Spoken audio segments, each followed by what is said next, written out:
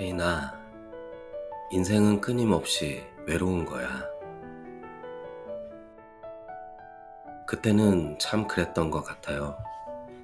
세상에서 내가 제일 똑똑한 줄 알고 남들한테 절대 만만하게 보이지 않으려고 괜히 어깨에 힘을 주고 살았던 적이 있었습니다. 상처받기 싫어서 일부러 더 뾰족하게 가시를 세우고 차가운 말들을 던지곤 했지요. 그래야 이 험한 세상에서 나를 지키고 이기는 줄 알았으니까요. 그런데 오늘처럼 비가 조용히 내리는 밤, 가만히 앉아 있자니 유난히 냉장고 돌아가는 웅웅거림 소리가 크게 들려옵니다. 문득 주위를 둘러보았는데 쓸쓸함이 마음 한구석에 왈칵 밀려오네요. 오늘 밤에는 세상을 온몸으로 버텨내며 우리와 똑같이 아파해온 한 사람, 이혜인 작가가 건네는 이야기, 다정한 사람이 이긴다를 가져왔습니다. 결국 마지막에 진짜로 이기는 사람은 모진 독종이 아니라 끝내 내 안의 다정함을 버리지 않은 사람이라는 이야기인데요. 그 옛날 아빠의 젖은 목소리를 기억하며 평생 다정함의 감각을 믿어온 한 사람의 고백을 통해 우리 마음 깊은 곳을 조용히 지켜보는 그런 시간을 가지려 합니다. 조용히 마음을 나눠보면 좋겠습니다.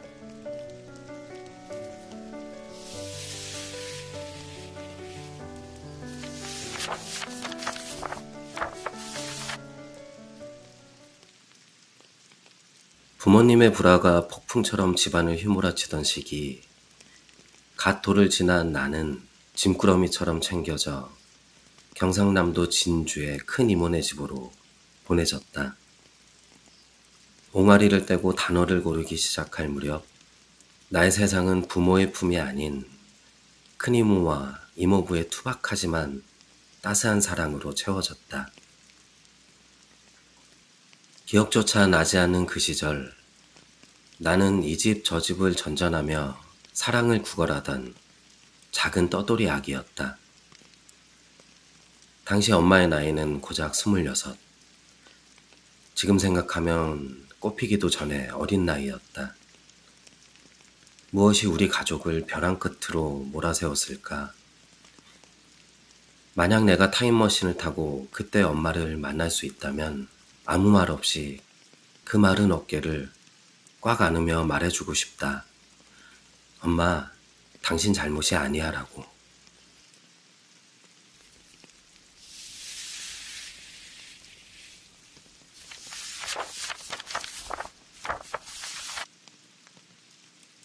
스물여섯의 엄마, 그리고 짐꾸러미처럼 보내진 아기.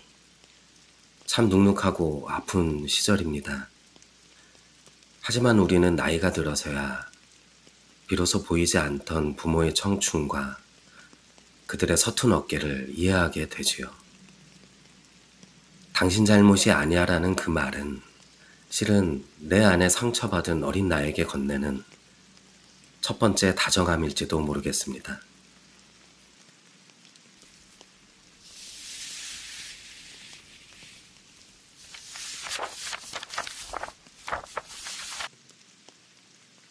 텅 빈 기억 속에 처음으로 감정이라는 물감이 진하게 번진 것은 10살이 되던 해였다. 그날 나는 처음으로 내 안에 생소한 일렁임을 외로움이라고 정의했다. 아빠는 어느 날 축 처진 어깨를 감추려 두 팔 벌리고 나에게 맛있는 어묵을 먹으러 가자고 했다. 투박한 손으로 내 손을 잡고 동네 포장마차로 향했다. 주황색 천막 아래 아빠는 소뚜껑처럼 커다랗고 거친 손으로 서툴게 주먹밥을 빚어 내 앞접시에 따끈한 어묵 한 그릇과 함께 놓아주었다. 그러고는 말없이 소주를 연거푸 들이켰다. 아빠는 내가 식사를 마치니 금세 일어나 집으로 향했다. 혜인아, 아빠가 목마 태워줄까?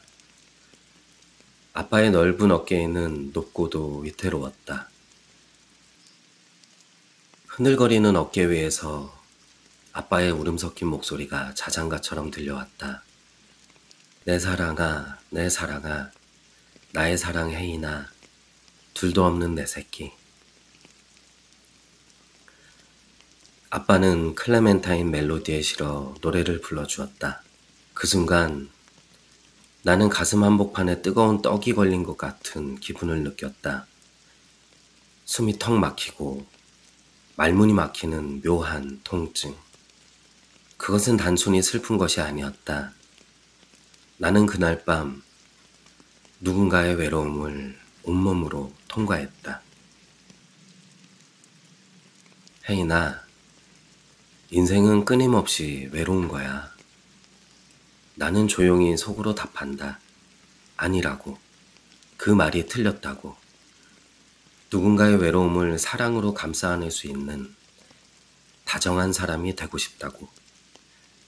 타인의 슬픔에 귀를 기울이고 말 한마디를 고를 때 상대의 마음속 깊은 곳을 살피게 된 것은 그날 밤 아빠의 젖은 목소리를 기억하기 때문일 것이다. 나는 여전히 그날부터 시작된 다정함의 감각을 믿는다. 가장 외로웠던 사람이 가장 다정해질 수 있다는 그 아픈 진리를 말이다. 다정함은 연민이 아니다. 누군가의 감정이 동화되어 시작되는 사랑의 언어다. 나는 아빠의 인생에 끝까지 그 다정한 딸로 남고 싶다. 그의 외로움을 가장 깊이 아는 가장 가까운 친구로, 그리고 10살에 외로움이라는 감정을 메워 일찍이 철든 나를 기특하다고 말해줄 수 있는 어른으로, 누군가에게 상처가 될까 숨죽여 울던 10살 혜인이를 꽉 안아 위로해 줄 수 있는 진짜 다정한 사람으로.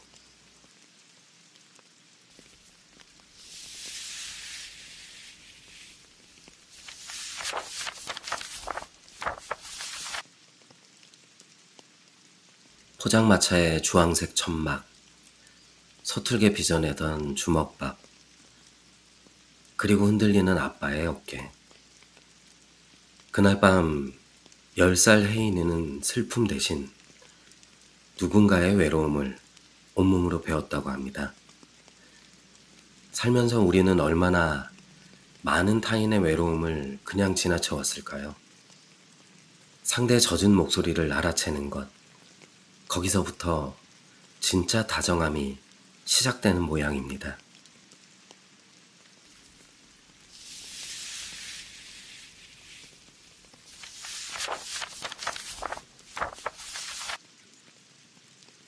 나는 태어나자마자 많은 어른들의 품 안에서 자랐다. 엄마가 많이 아팠기 때문에 생후 1년은 큰 이모 댁에서 살았고, 그 후에도 고모네, 할머니네, 아빠네, 엄마네를 오가며 지냈다. 특히 유치원에 다니던 5살부터 7살까지 할머니 댁에서 지내던 그 시절은 내 유년기 중 가장 선명하게 기억나는 골목의 시절이었다. 유치원이 끝나면 내가 가장 먼저 달려가던 곳은 에브리데이라는 문구점이었다. 이 과자는 300원이니까 1,000원을 내면 얼마를 받아야 할까? 600원, 100원 더, 700원. 그 짧은 대화가 얼마나 따뜻했는지. 나는 그때 아저씨의 안경 너머 다정한 눈빛을 아직도 기억한다. 아마도 아저씨는 알았을 것이다. 집에 아무도 없어서 몇 시간이고 집에 가지 않는 꼬마에게 친구가 필요하다는 것을. 책방 언니는 말없이 우리에게 공간을 내어주었다. 우리 자매 얼굴에 스며있던 외로움을 말 대신 품어준 어른이었다. 그 골목은 아주 좁았지만 그 안에서 나는 넓은 마음을 배웠다. 문구점 계산대에 유일하게 놓인 푹신한 의자 하나가 계산할 때마다 숫자를 알려주시던 마음이, 책방 구석 한편이 어린 나에게 얼마나 큰 위로였는지 지금은 알 것 같다. 그 골목의 어른들은 우리 자매를 키워낸 다정한 영웅들이었다. 앞으로 나도 누군가에게 그런 어른이 되고 싶다. 외로워 보이는 아이가 있다면 눈을 맞추고 인사를 건네고 조심스럽게 묻는 말에 천천히 대답해 줄 수 있는 어른. 그렇게 다정함이 전해지고 또 전해지는 골목 같은 삶을 살고 싶다. 다정함은 아주 작은 행동에서 시작된다. 그 골목의 어른들이 그랬듯 말없이 따뜻한 시선을 건네는 것으로도 충분하다. 그 다정함이 내게서 시작되어 다음 세대의 골목으로 흘러가기를 바란다.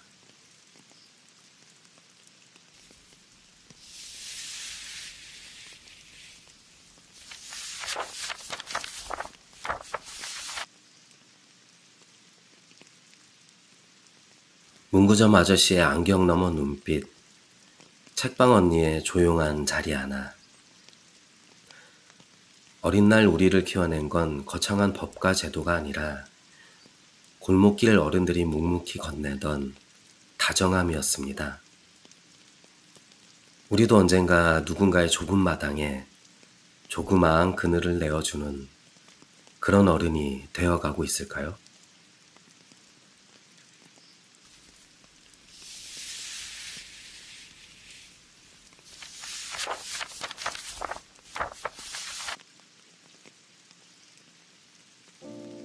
이젠 무리하지 않습니다. 예전에 나는 뭐든 끝까지 해내야 직성이 풀리는 사람이었다. 야근을 밥 먹듯이 하고 달리기를 하면 지칠 때까지 넘치게 해야 성에 찼다. 하지만 지금은 다르다. 악착같이 버티고 악바리처럼 해내야만 가치 있다는 지독한 고정관념을 버렸다. 모든 걸 다 해낼 수 있을 것 같은 오기와 오만도 내려놓았다. 요즘 나는 내 긍정의 총량에도 한계가 있다는 것을 인정한다.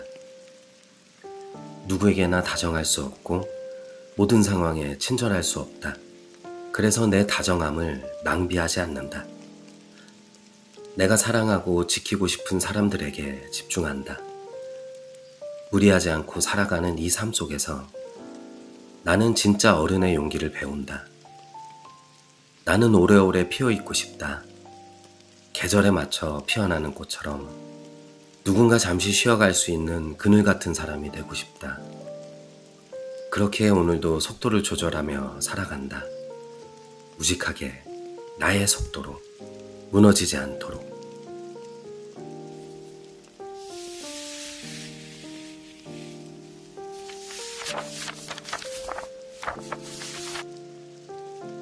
내 한계를 인정하는 것, 그리고 그것을 지켜주는 것. 생각해보면 우리는 스스로에게 가장 모질고 독하게 굴어왔습니다.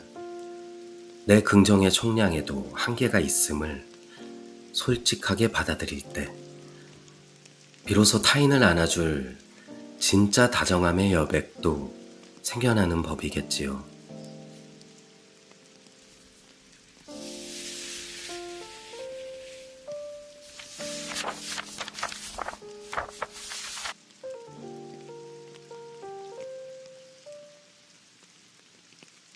팀원은 오히려 나에게 말했다.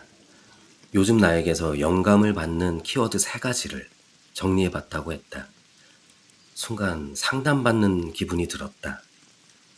무심한 듯 묻는 척했지만 은근히 궁금했다. 제가 어떤 키워드로 보였어요? 자신감, 판단력, 책임감이요. 순간 아무렇지 않은 얼굴을 유지하느라 애썼다. 그러나 속에서는 울컥하는 감정이 솟아났다. 24살 때부터 리더의 자리에 올라 팀을 이끌던 내 20대, 30대를 관통해온 긴장의 시간들이 주마등처럼 스쳤다. 그렇게 살았던 시간 속에서 처음으로 들은 말이었다. 누군가가 내 모습을 진심으로 관찰하고 단어로 정리해 내게 들려준 그 순간은 말로 다 설명되지 않았다. 별거 아닌데 눈물이 날 것 같았다. 데일 카네기는 사람은 논리로 움직이지 않는다. 감정으로 움직인다. 라고 했다. 맞다. 우리는 결국 사려 깊은 말 한마디에 무너지고 또 그 한마디에 일어선다. 다정함은 거창하지 않다. 하지만 그것은 무너진 하루를 다시 세우는데 충분한 힘이 된다. 나는 오늘도 생각한다. 우리가 바꿔야 할 세상은 법과 제도 이전에 사람들의 마음이다. 다정함은 마음의 문을 여는 가장 부드러운 열쇠다. 갈등은 그 문을 닫고 다정함은 그 문을 다시 열게 한다. 작은 말 한마디가 누군가의 하루를 구할 수 있다. 그 하루가 다시 쌓이면 삶이 바뀐다. 그리고 그런 삶들이 이어지면 결국 세상이 바뀐다. 세상을 바꾸는 건 위대한 리더도 거대한 정의도 아니다. 진심으로 마음을 건네는 사람, 마음을 들여다보는 사람, 그리고 지친 사람의 등을 살며시 토닥여주는 사람이다. 나는 그런 사람이 되고 싶다. 지금 이 순간 내가 가질 수 있는 가장 선한 태도는 진심을 잃지 않는 것이다. 세상이 필요로 하는 것은 특별한 능력이 아니라 서로를 감싸주는 따뜻한 마음임을 잊지 말아야겠다. 수없이 넘어졌지만 쓰러질 때마다 쥐고 일어난 것은 원망이 아니라 희망의 문장이었다. 때로는 착한 건 속 위로의 문장이었고, 때로는 함께 일하는 사람들과 나누는 따뜻한 안부였다.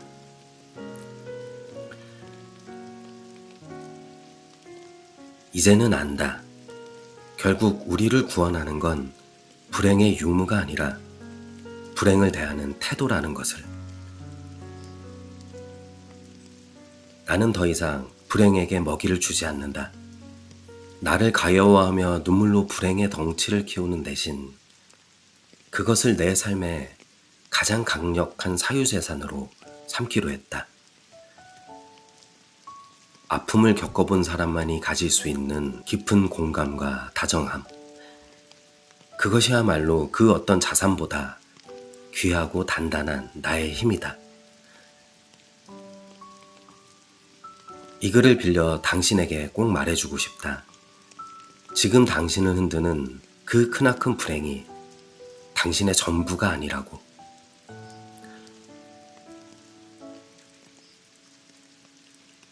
오히려 그 고통은 훗날 당신이 가장 빛나는 순간에 꺼냈을 수 있는 가장 귀한 미천이 될 것이다. 나를 공격하는 병마와 끝없는 배신의 상처 속에서도 끝내 다정함을 선택한다면 분명 그 시간 속에서 자신의 삶을 더 깊이 사랑하게 될 것이다.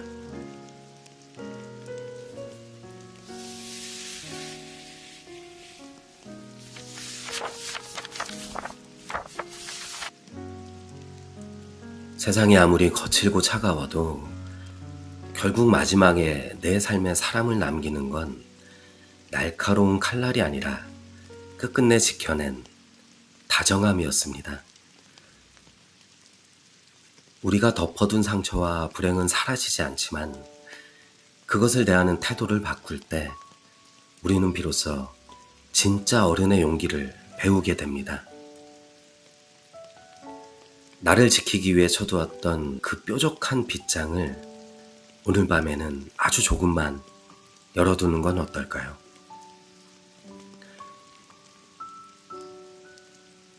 오늘 밤 쑥스럽다는 핑계로 미뤄뒀던 소중한 이에게 비가 오는데 잘 지내고 있느냐고 다정한 안부 한 줄 보내보시는 건 어떠실까요? 당신과 함께 걷는 이야기 정북이었습니다. 고맙습니다.